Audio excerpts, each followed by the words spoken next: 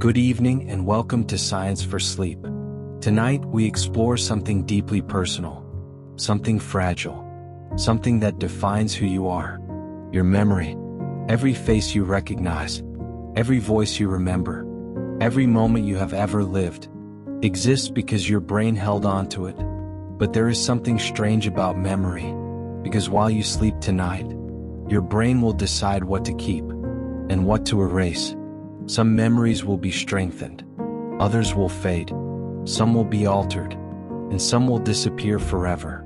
This is not a malfunction. This is not a mistake. This is part of the design. Because forgetting is not a failure of memory. Forgetting is a function of memory. And to understand why this happens, we must explore something deeper: the architecture of memory itself, and the strange possibility that memory may operate closer to the quantum world than you ever imagined. Right now, as you listen, your brain contains approximately 86 billion neurons. Each neuron connects to thousands of others, forming a network of staggering complexity. These connections are called synapses, and every memory you have exists as a pattern within this network, not in one place, not in one cell, but distributed across millions of connections. When you remember something, your brain recreates the pattern. It rebuilds the experience. Memory is not playback. Memory is reconstruction. And this reconstruction changes over time. Each time you remember something, you slightly rewrite it, strengthening some parts, weakening others, altering details. Your memory is alive, dynamic, constantly changing. But memory does not only change when you are awake. It changes most profoundly when you are asleep. Because sleep is not a passive state. It is an active process, a period of intense neurological activity. While your body rests, your brain reorganizes itself. And to understand this, we must begin with one of the most important discoveries in sleep science: memory consolidation. During the day, your brain collects information, experiences, sensations, emotions. But these memories are initially fragile, unstable, temporary. They exist in a structure deep in your brain called the hippocampus. The hippocampus acts like a temporary storage system, a holding area. But during sleep, your brain transfers these memories from temporary storage into long-term storage across the cortex. This process happens primarily during deep sleep, and something extraordinary occurs. Your brain replays your memories. Neurons fire in patterns similar to the original experience, but faster, more compressed, more efficient. Your brain is practicing, rehearsing, strengthening, embedding. But here is the strange part. Your brain does not replay everything. It selects. Some memories are reinforced, others are weakened, and some are erased. This is why you forget. Forgetting is necessary, because your brain cannot keep everything. There is not enough space, not enough energy, not enough stability. Your brain must filter, must prioritize, must choose. If your brain kept every detail of every moment, your mind would become overwhelmed, cluttered, unable to function efficiently. Forgetting creates clarity. Forgetting creates efficiency. Forgetting allows learning. But how does your brain decide what to forget? Part of the answer lies in emotional significance.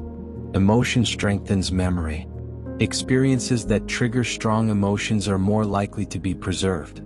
This is why emotional memories feel vivid, why traumatic memories persist, why meaningful moments endure. Emotion marks memory as important. But there is another factor: relevance.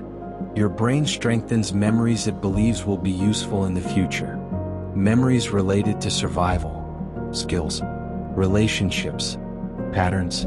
Your brain is constantly predicting what you will need and preserving accordingly.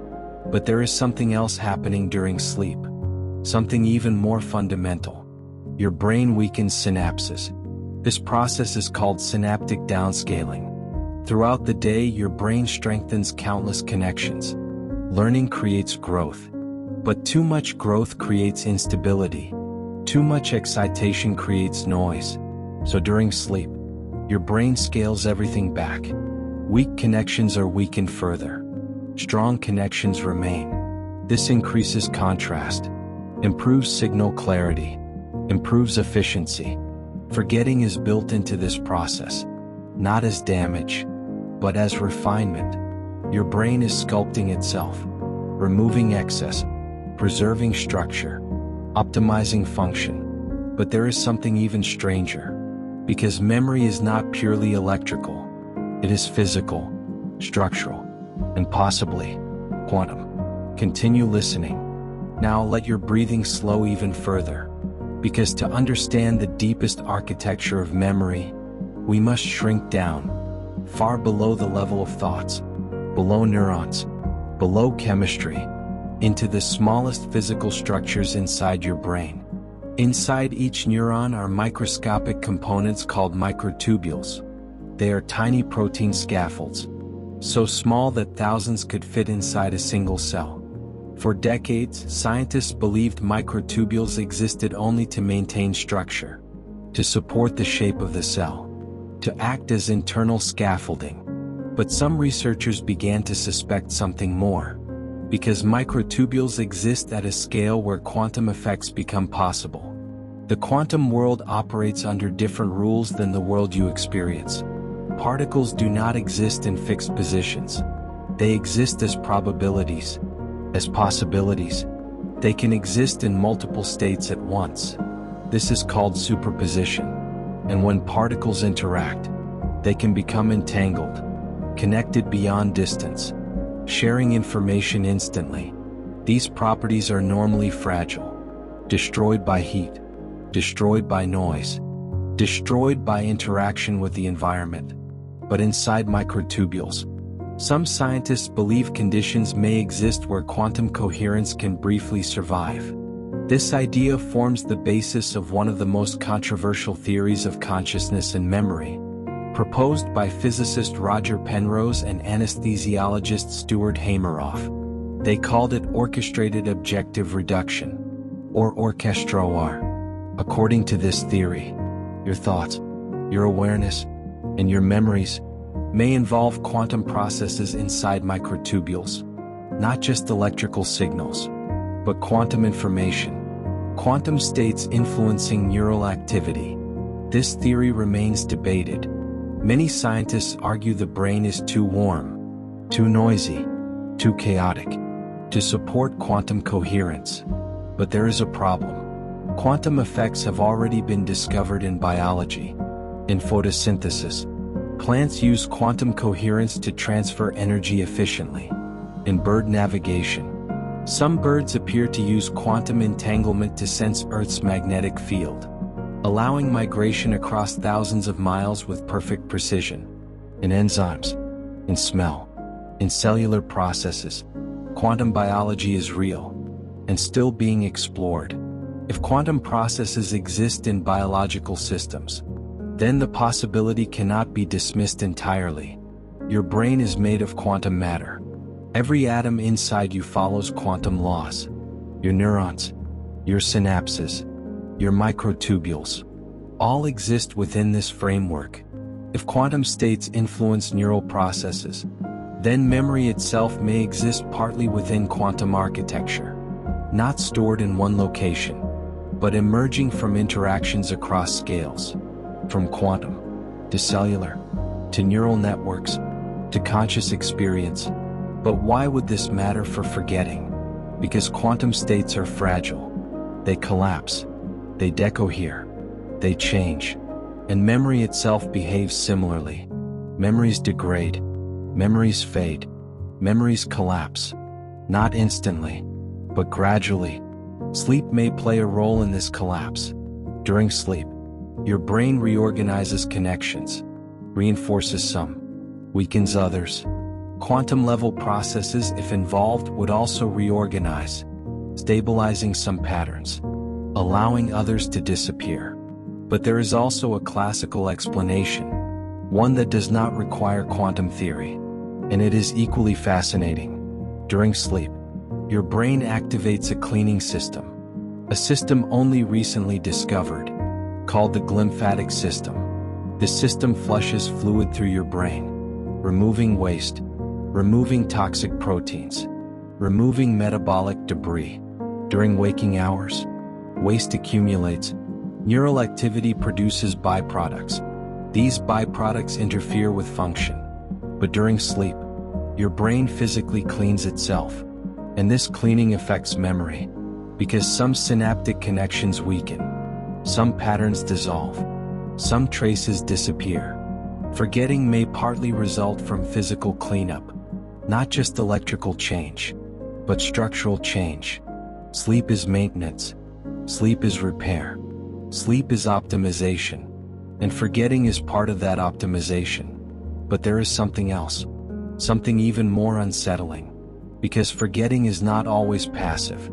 Sometimes your brain actively deletes memory.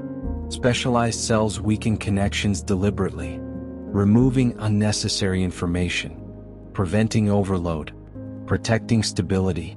Your brain is constantly deciding what version of you will exist tomorrow, because your memories define you. Memories change, you change, and every night, sleep reshapes your memory, reshapes your brain, reshapes your identity. Now allow yourself to drift even deeper, because what we explore next explains something everyone has experienced. Something quiet, something subtle, something inevitable. The disappearance of memory. You have lived thousands of days, thousands of conversations, thousands of moments, and yet, most of them are gone. Not hidden, not waiting to be rediscovered. Gone. Your brain did not fail to record them. Your brain chose not to keep them. This process begins almost immediately. Within hours of learning something new, your brain begins deciding its fate. Some memories are stabilized. Others begin to weaken. This weakening is not random. It is part of a system called synaptic pruning. Throughout your life, your brain constantly creates new synaptic connections.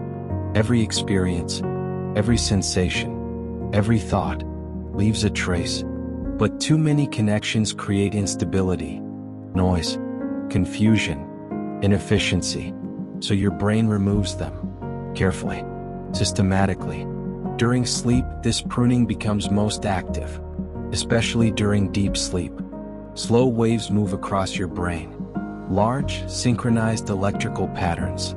These slow waves coordinate communication between brain regions.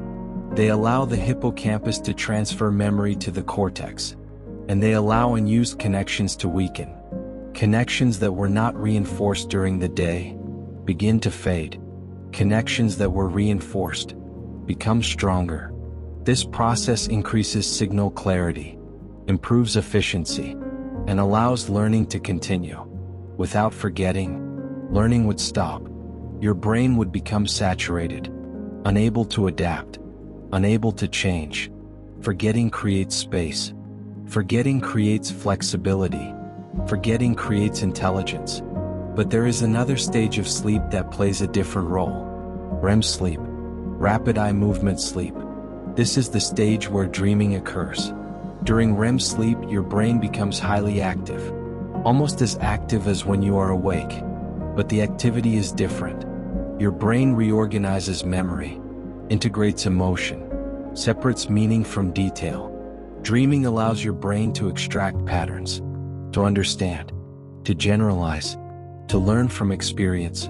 But dreams also weaken certain memories, especially emotional intensity. This protects you. Traumatic experiences become less overwhelming. Painful emotions soften. Sleep allows emotional healing. But there is something even stranger. Because during REM sleep, your brain temporarily disables certain memory systems. The neurotransmitter norepinephrine drops to extremely low levels. This creates a unique state, a state where memory can be modified safely, without stress, without fear. Your brain rewrites memory during dreaming. This is why memories change over time, why details blur, why certainty fades. Your memory is not fixed. It is dynamic, alive, constantly evolving. But sometimes, Memories disappear completely. This can happen for several reasons. One reason is lack of reinforcement. Memories that are not revisited weaken. Connections decay. Traces dissolve. Another reason is interference.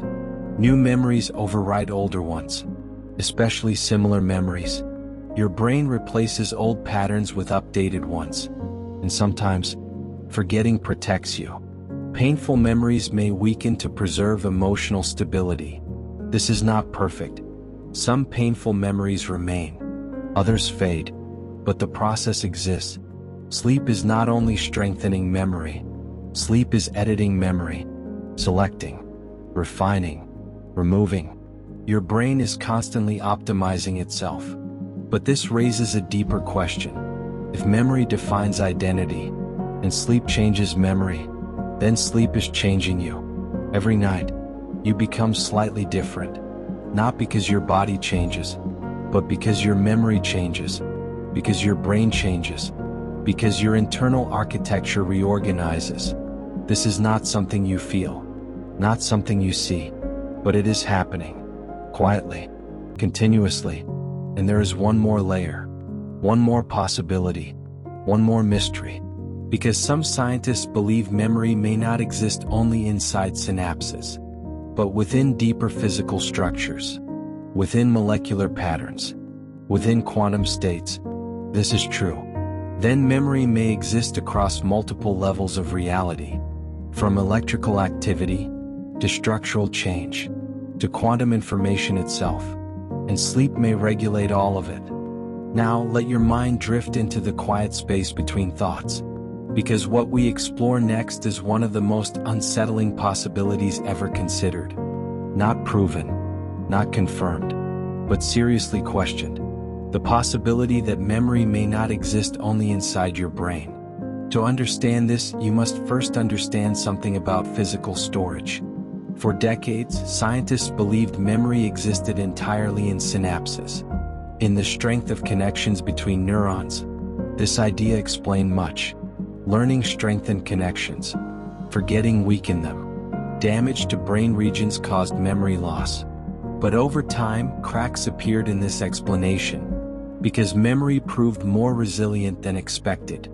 In some experiments, animals retained memories even after significant synaptic disruption. Even when synaptic strength was chemically weakened. Even when connections were altered. The memory sometimes returned. This suggested memory might exist at a deeper level. Not just in synaptic strength, but within neurons themselves. Inside the structure of the cell. Inside molecular arrangements. Inside protein configurations. Some researchers discovered that long-term memory involves physical changes inside neurons. Changes to DNA expression. Changes to protein synthesis. Changes to cellular architecture. Memory leaves a physical imprint, a structural trace. But even deeper questions emerged, because at its most fundamental level, all structure is built from atoms, and atoms follow quantum rules, which raises a profound question. Could memory ultimately exist within quantum states? Not just classical structure, but quantum information. This idea remains speculative, but it aligns with a deeper truth about reality. Information itself is physical. It must exist somewhere, in some form, in some structure. Your memories exist as information, encoded, stored, maintained. But information can change form. It can move. It can transform. It can degrade. And sleep may regulate this transformation. Because sleep changes neural structure. Sleep changes protein expression. Sleep changes synaptic strength. Sleep changes molecular organization. Sleep reshapes the physical substrate of memory. But there is another strange observation. Sleep sometimes produces insight. Solutions appear after sleep. Answers emerge suddenly, as if your brain solved problems without you. Because it did. During sleep, your brain explores connections freely, without conscious constraint, without distraction, without interruption. Your brain reorganizes information, searches patterns, finds solutions, but it also removes information, removes unnecessary detail, removes distraction, improves efficiency. Sleep does not simply preserve memory. Sleep optimizes memory. Sleep transforms memory. And this transformation is essential, because perfect memory would be a curse. Imagine remembering every detail of every moment, every sound, every sensation, every emotion, without fading, without relief, without forgetting. Your mind would be overwhelmed, unable to focus, unable to adapt, unable to function. Forgetting creates freedom.